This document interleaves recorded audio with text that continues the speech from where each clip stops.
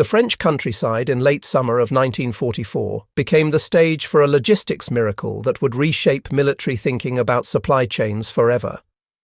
When American troops finally broke free from the Norman hedgerows and began their sweep across France, their speed caught everyone by surprise, including their own commanders. Traditional methods of keeping armies fed, fueled, and armed simply couldn't keep up with the blistering pace of the advance. Out of this crisis emerged an improvised transportation network that would become legendary, a continuous river of trucks that flowed day and night, marked with distinctive red circles that gave the operation its name.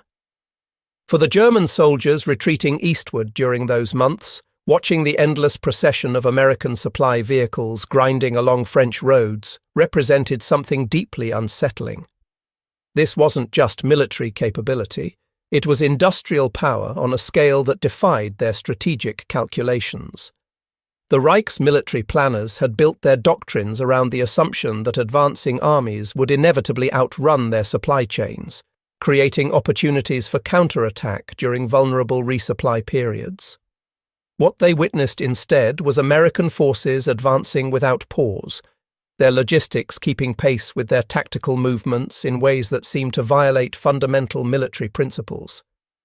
The story really begins on the morning beaches of Normandy, when invasion forces stormed ashore on the 6th day of June. Nearly 160,000 soldiers came ashore in that first wave, supported by roughly 7,000 vessels of various sizes. The sheer quantity of equipment flowing onto French soil in the weeks following D-Day exceeded anything previously attempted in amphibious operations. By month's end, Allied quartermasters had unloaded something like 170,000 vehicles through makeshift harbours and direct beach landings. Those temporary piers, constructed across the Channel in England and then towed into position off the Norman coast, handled cargo volumes that rivaled many established European port facilities. Through these Mulberry harbours alone, forces moved 7.5 million gallons of petroleum products and 500,000 tons of various supplies before July arrived.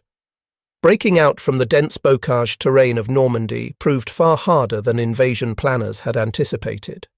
7 full weeks passed after the initial landings, while Allied armies remained compressed into a beachhead barely 50 miles across and 20 miles deep.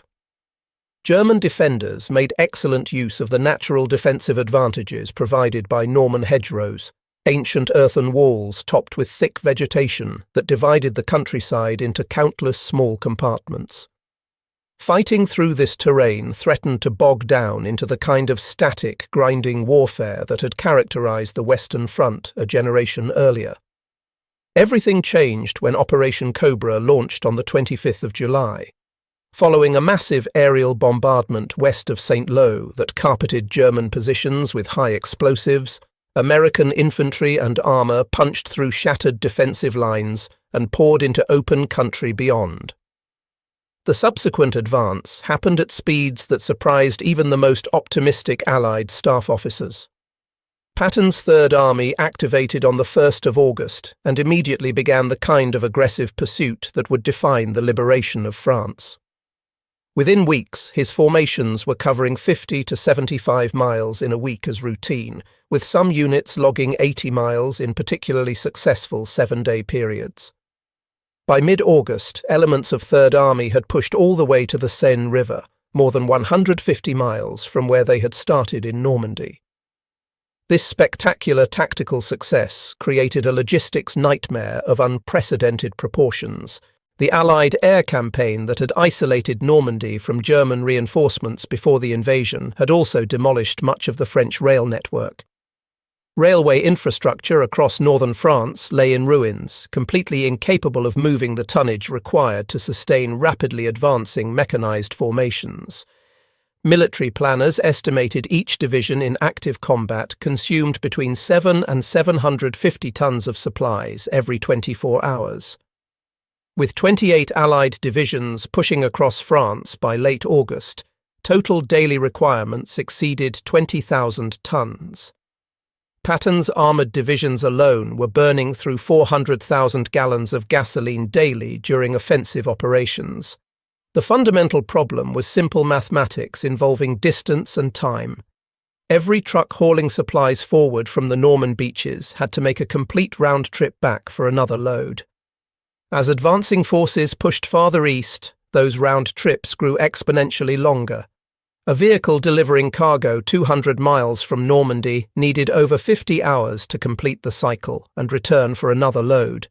That same truck could make 2 deliveries daily when the front was only 50 miles distant. By the 20th of August, American armies were experiencing critical shortages threatening to halt offensive operations entirely.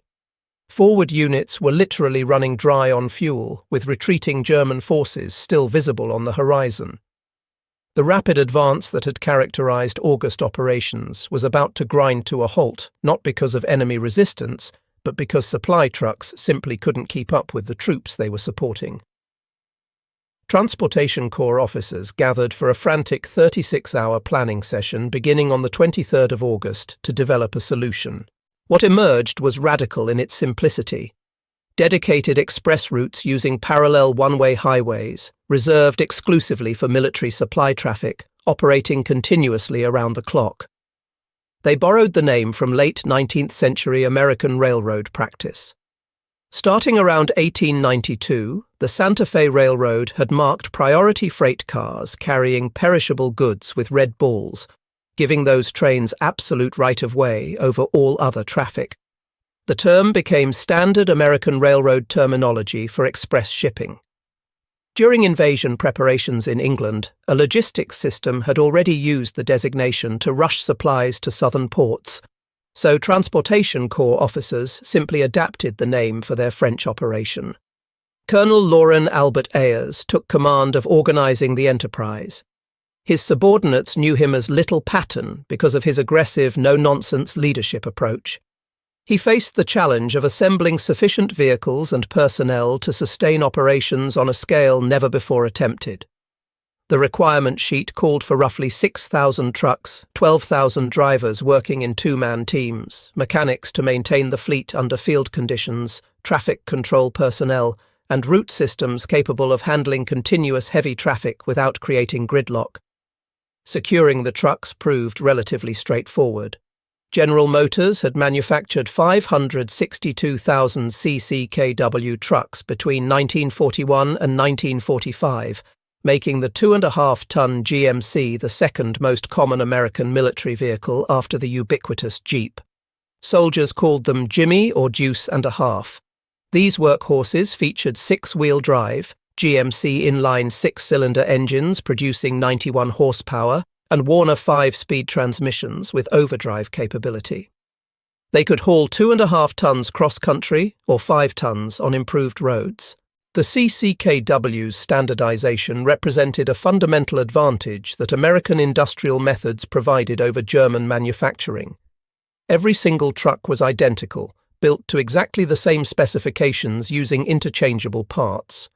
Any mechanic in the motor pool could service any truck. Any driver could operate any vehicle. Spare parts fit every truck in the entire fleet. This kind of industrial standardization, which Americans took completely for granted, exceeded German capabilities by orders of magnitude. The Wehrmacht had entered the war with over 150 different truck models in military service, each requiring unique spare parts, specifically trained mechanics, and particular maintenance procedures. This fragmentation created continuous logistics headaches, as German units often found themselves with immobilized vehicles waiting for parts that would never arrive because manufacturers had ceased production or switched to different models. Finding sufficient drivers presented more challenges than securing the vehicles. Ayers needed 23,000 men willing to drive continuously for extended periods under extraordinarily demanding conditions. The Army's solution reflected the racial realities of 1940s America in uncomfortable ways. Approximately 3/4 of the soldiers assigned to the operation were African American. The American military in 1944 remained strictly segregated along racial lines. Military leadership largely believed black soldiers unsuitable for combat assignments, relegating most African American personnel to service and support units where they performed the unglamorous but absolutely essential work of moving supplies and maintaining equipment. Quartermaster and Transportation Corps units were disproportionately staffed by black enlisted men, soldiers excluded from combat roles not because of any deficiency in ability, but solely because of their skin color. These men would prove their capabilities under conditions as demanding as any faced by frontline troops. Most drivers assigned to the operation were under 24 years old. Many had never driven trucks before their military service began. They came from every region of America, from urban neighborhoods to rural farms, united by determination to contribute to victory despite facing discrimination both at home and within the military structure itself. Operations commenced on the 25th of August. 67 truck companies commanding 35,558 vehicles moved 44,882 tons of supplies on that first day. The initial route stretched from Saint-Lô to Chartres, roughly 125 miles. Within 4 days, operations had expanded dramatically to 132 truck companies operating nearly 6,000 vehicles. The system created a continuous loop of traffic unlike anything previously attempted in military logistics. 2 parallel highways were commandeered between Normandy and forward supply depots. The northern route carried loaded trucks eastward toward the front. The southern route brought empty vehicles back to Normandy for reloading. All civilian traffic was completely prohibited. Military vehicles not part of authorized convoys could not use these dedicated routes. Traffic control points operated continuously at every major intersection. Military police from the 793rd Military Police Battalion recorded convoy movements, provided directions, ensured priority access, and maintained operational discipline. Every truck displayed red balls painted prominently on both sides and the front radiator. Additional markings indicated each vehicle's position in its convoy, parent unit, and cargo type. These visual identification systems allowed traffic controllers to manage flow and identify problems quickly without stopping convoys for detailed inspection. The operational requirements were extraordinarily demanding by any measure. Official regulations specified convoys of 5 or more trucks traveling 60 feet apart at 25 miles per hour, escorted by jeeps front and rear. Trucks were supposed to stop for 10-minute rest breaks every hour. Night driving used blackout lights that provided minimal illumination while reducing visibility to enemy aircraft. In practice, these regulations were frequently ignored as the mission's urgency overrode safety considerations. Individual trucks often departed Cherbourg immediately after loading rather than waiting for full convoys to assemble. Drivers disabled engine governors, limiting top speed to 45 miles per hour, routinely exceeding 60 miles per hour on straightaways.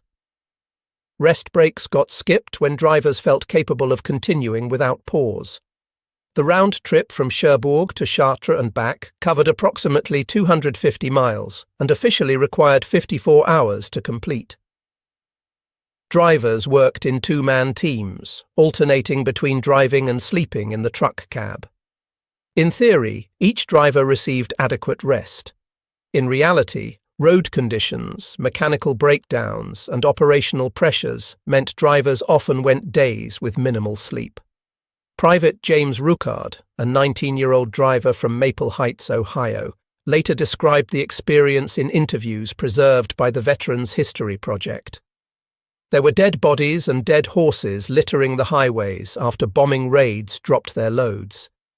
He admitted being scared but emphasized doing his job and hoping for the best, being young and about 4,000 miles from home.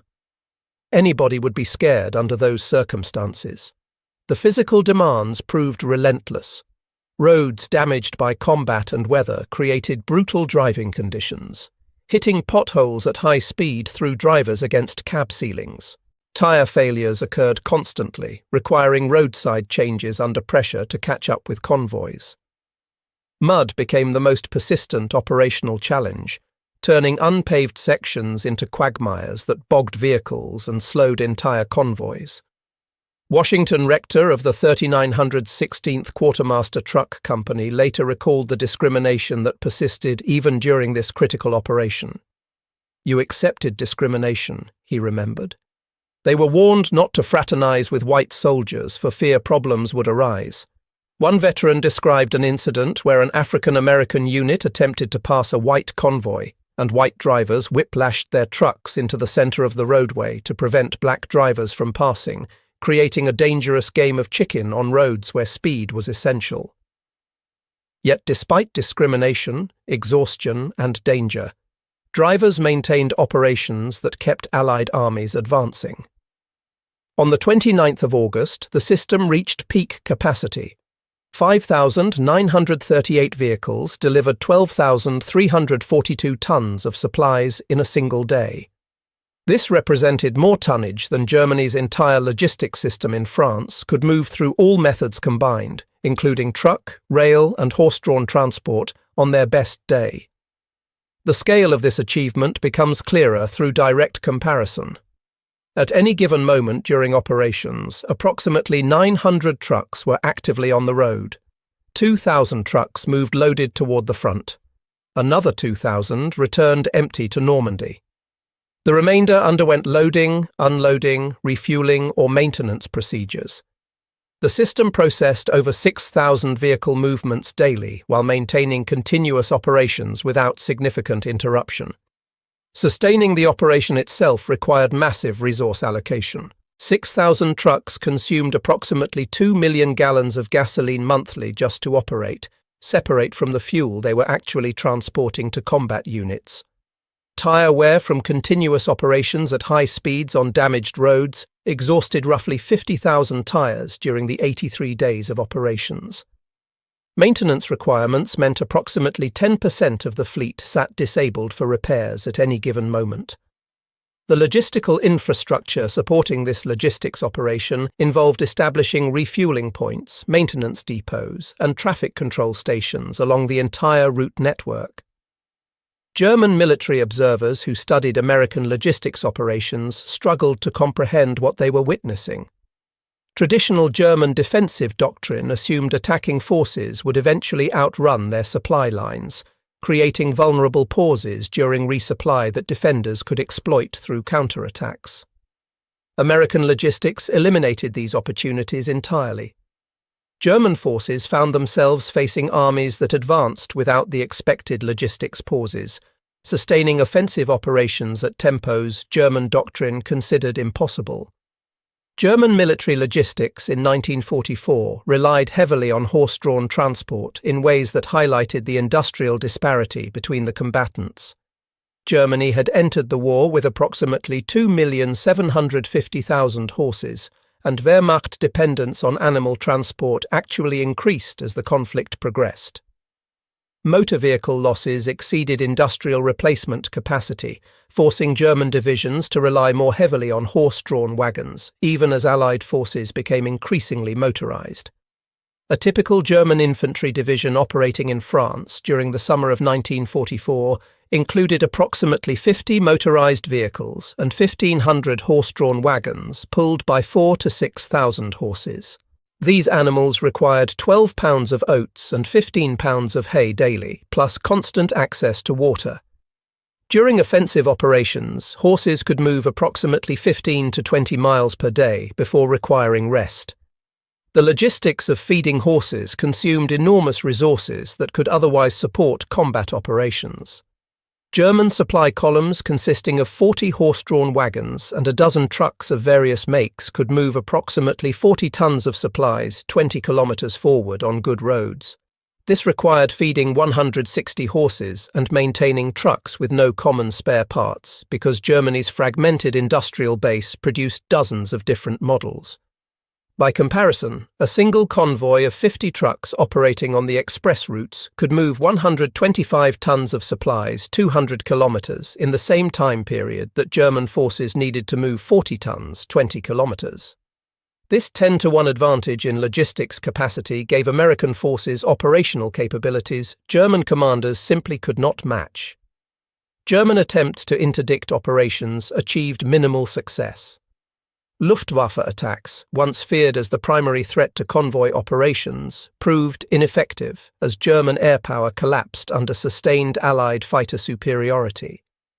By September, Luftwaffe sorties over France had become so rare that convoys operated without fighter cover and suffered negligible losses to air attack. Ground interdiction attempts proved equally futile. German units that attempted to ambush supply convoys discovered that American logistics troops fought effectively when attacked. Drivers carried personal weapons and returned fire. Military police escorts engaged attackers with automatic weapons and called in rapid reaction forces that arrived with overwhelming firepower. The few successful ambushes convinced German commanders that attacking supply columns risked casualties disproportionate to any possible gain. The primary threats to operations came from operational factors rather than enemy action. Driver exhaustion caused accidents that killed or injured personnel and destroyed vehicles.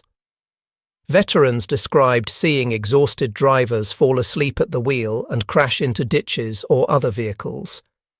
Mechanical breakdowns temporarily reduced available trucks until maintenance teams completed repairs. Road damage from weather and continuous heavy traffic required ongoing repair efforts to keep routes passable. Despite these challenges, the operation delivered between 412,000 and 420,000 tons of supplies between late August and mid-November. Sources vary on the exact total due to incomplete record-keeping under operational pressures. This represented over 1 million individual truckloads moved an average distance of 250 miles through weather, mechanical challenges, and operational demands that would have broken less resilient logistics systems. The operational scope expanded beyond the original route as Allied forces advanced deeper into France and beyond.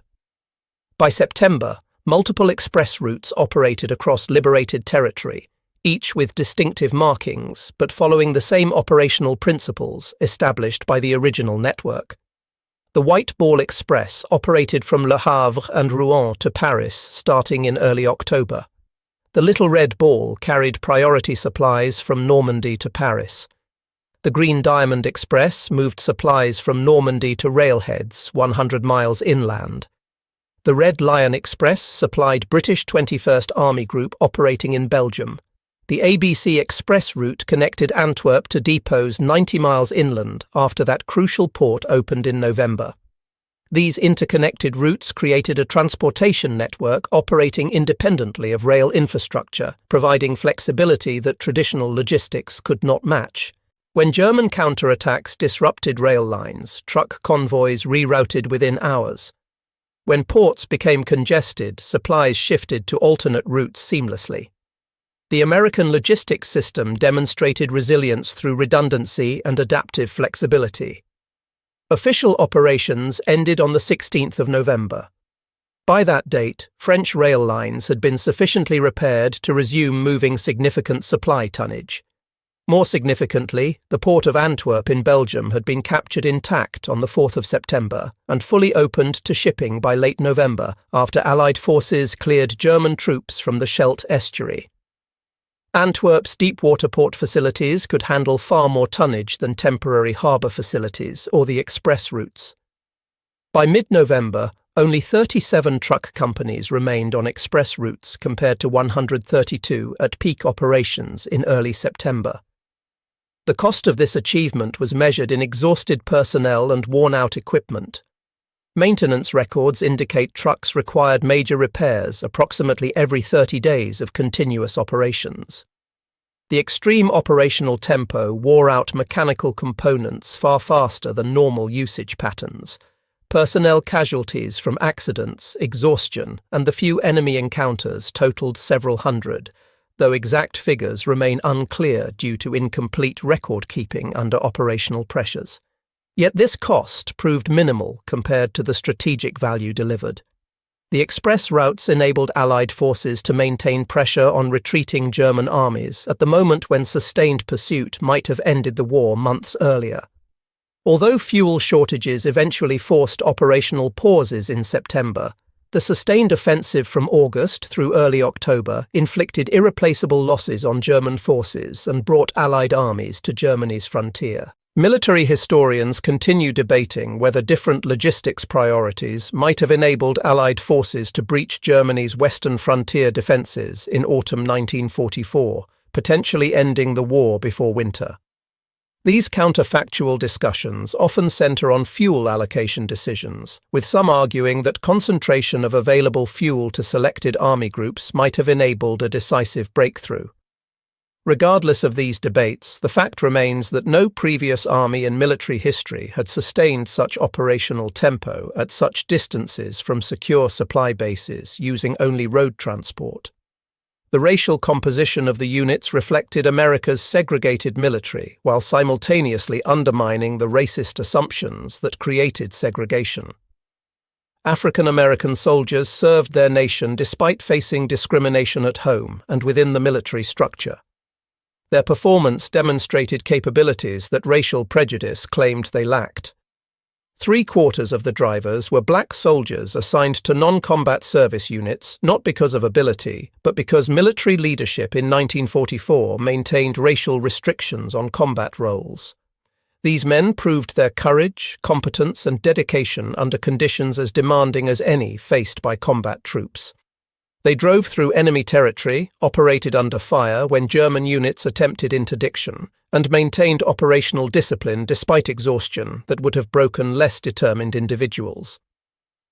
General Patton, despite his own well-documented racial prejudices, acknowledged the essential contribution to his army's advance, stating that the 2.5-ton truck was their most valuable weapon. Colonel John Eisenhower, son of the Supreme Commander, argued that without the truck drivers, the advance across France could not have been made with such speed and success. After the war ended, African American drivers returned to a segregated America where many faced continued discrimination despite their service. Yet their achievement contributed to growing pressure for military integration. The performance of black soldiers in logistics roles and in the combat positions some eventually held during desperate fighting in the Ardennes helped demonstrate the absurdity of racial segregation. President Truman's 1948 executive order integrating the armed forces drew partly on evidence that racial segregation harmed military effectiveness rather than enhanced it. Drivers recognized this contradiction at the time.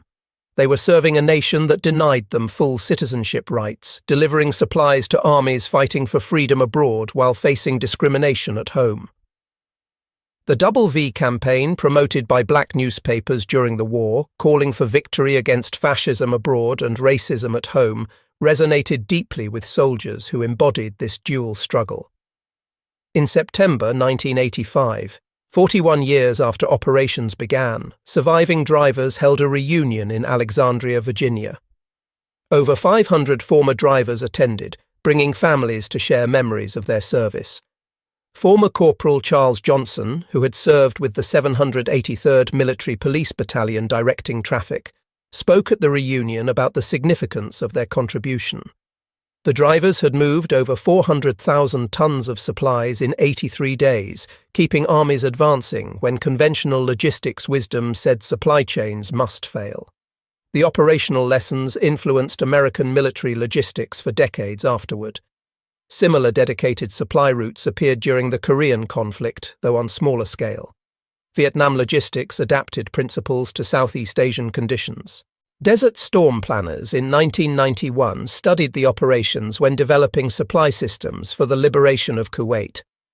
Modern American military doctrine emphasizes logistics, flexibility, redundancy, and capacity to sustain high operational tempo through superior supply chain management. These principles trace directly to lessons learned during the wartime logistics achievements that sustained Allied operations.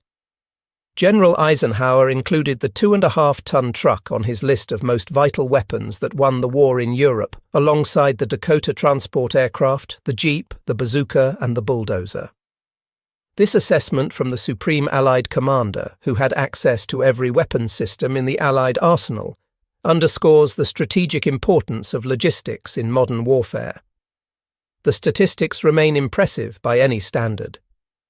83 days of continuous operations delivering an average of 5,000 tons daily represents sustained logistics performance that equals or exceeds many modern military supply chains. The system moved approximately 412,000 tons total, equivalent to complete supply requirements for 30 divisions for 2 years' weeks, using only trucks and roads without rail support. The GMC trucks that formed the backbone of operations continued service long after the war ended. The United States military retained them into the 1960s. Surplus vehicles were sold or given to Allied nations worldwide, where they served into the 1990s in some cases. The basic design influenced post-war American truck development, establishing standards that persist in modern military vehicles. Operations demonstrated that in modern mechanized warfare, logistics capacity determines operational possibility. Armies can only sustain operations at the tempo and scale their supply systems support. Combat effectiveness means nothing if ammunition runs out, fuel exhausts, or food supplies fail. The Americans understood this principle and built logistics systems capable of sustaining unlimited operational tempo within available resources. German forces failed to grasp how thoroughly American logistics would dominate the campaign. Wehrmacht logistics officers who became prisoners of war and were interrogated about German supply challenges uniformly expressed shock at American logistics capacity.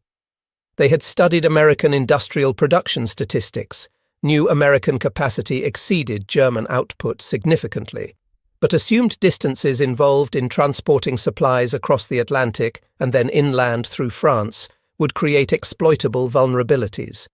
Instead, they discovered American logistics had no breaking point they could find. American forces delivered more supplies than combat units could actually use.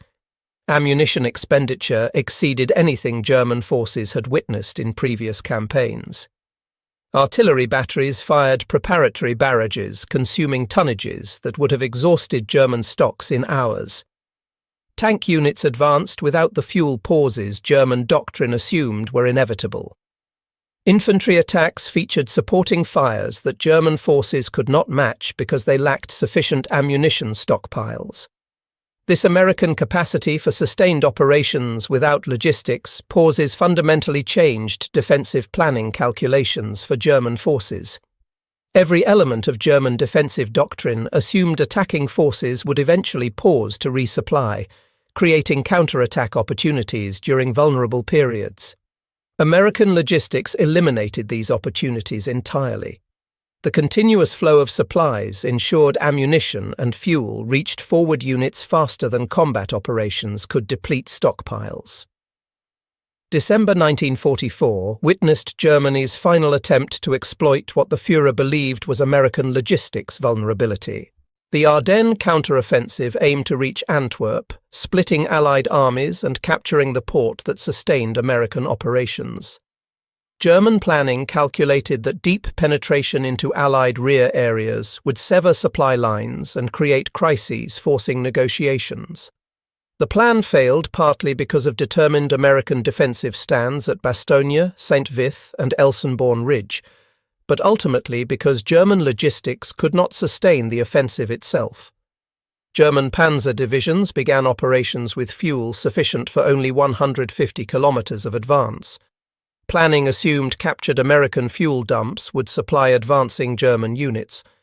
This assumption proved catastrophically wrong. Express drivers, along with other transportation units, raced through Belgium evacuating fuel dumps ahead of the German advance. Thousands of gallons of gasoline and tons of ammunition were moved beyond German reach in operations conducted under chaotic conditions as American forces struggled to contain the breakthrough. These drivers demonstrated courage and effectiveness equal to combat troops, ensuring German forces found empty dumps rather than the supplies needed to sustain their offensive. By the 19th of December, 5 days into the offensive, major German panzer formations reported critical fuel shortages. The 2nd SS Panzer Division halted after crossing the Ourthe River, immobilized by empty fuel tanks within sight of objectives. The 1st SS Panzer Division abandoned dozens of vehicles after exhausting fuel supplies, their advance ending not through American resistance, but through logistics failure. German ammunition shortages developed almost immediately. Artillery units conducting preparatory fires exhausted stocks within days. Resupply failed because German horse-drawn supply columns could not navigate icy Belgian roads at speeds necessary to keep pace with advancing units. The few motorized supply units Germany retained lacked sufficient fuel to operate effectively. In contrast, American logistics responded to the crisis with speed that stabilized defensive positions within 48 hours, despite losing important supply dumps in the initial breakthrough. American forces re-established supply lines faster than German forces could exploit disruption. Artillery units defending key positions fired without restrictions, expending ammunition at rates that would have exhausted German stocks immediately.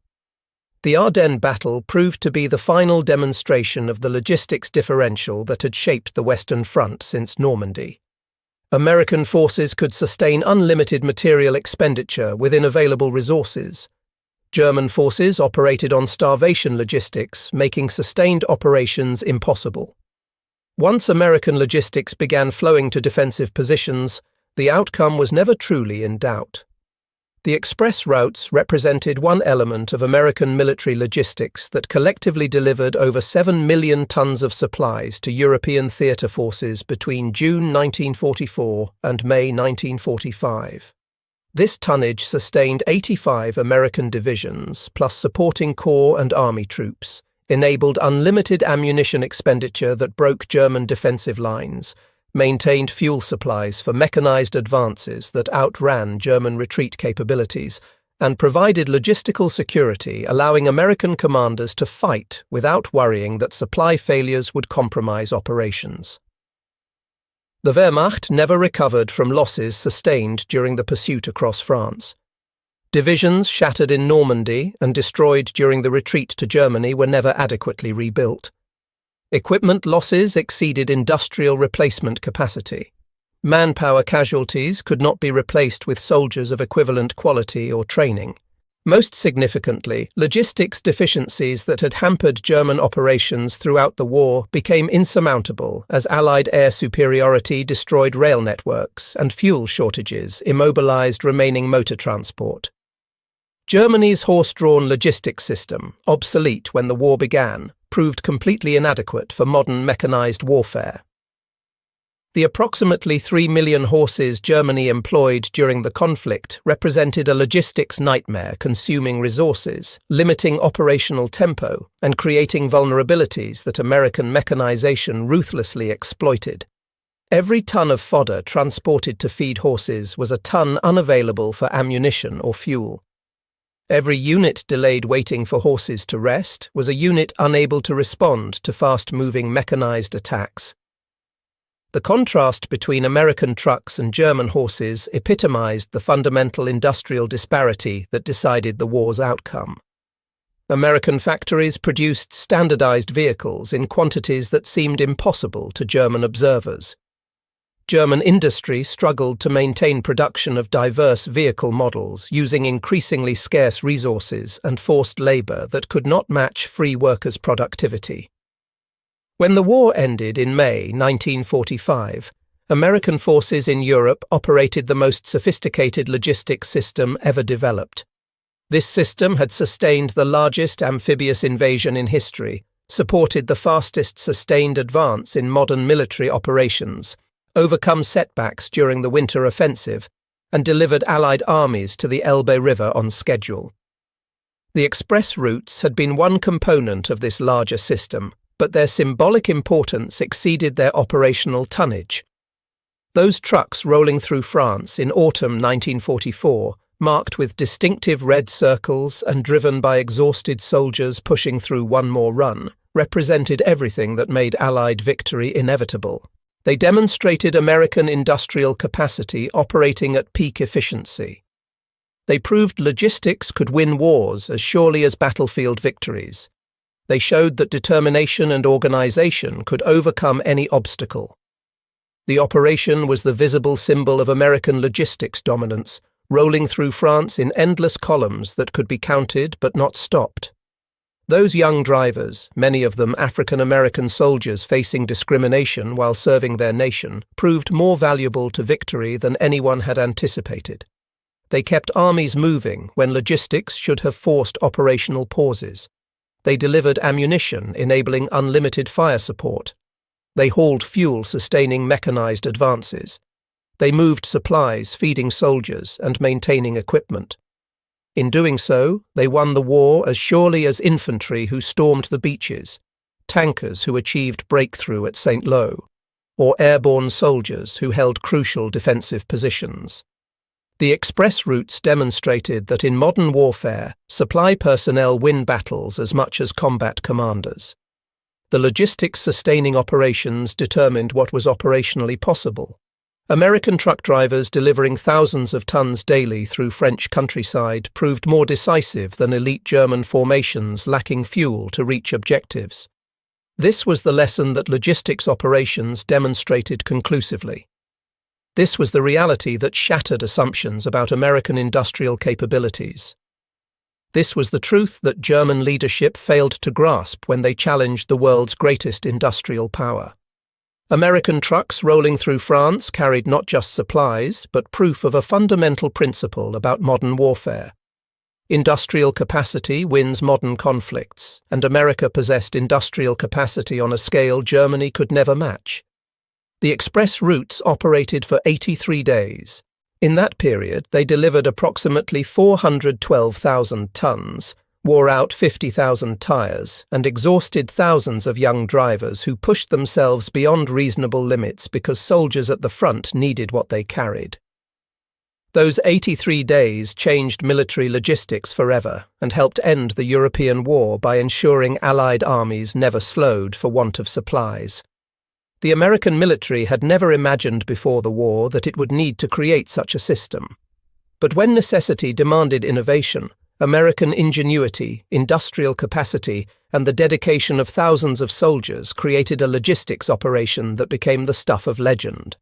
The operation proved that modern military power depends as much on supply chains as firepower, that victories are won in factories and on supply roads as much as on battlefields, and that soldiers who drive trucks deserve recognition equal to those who drive tanks. History remembers the dramatic moments, the beach landings, the liberation of capital cities, the river crossings into enemy territory.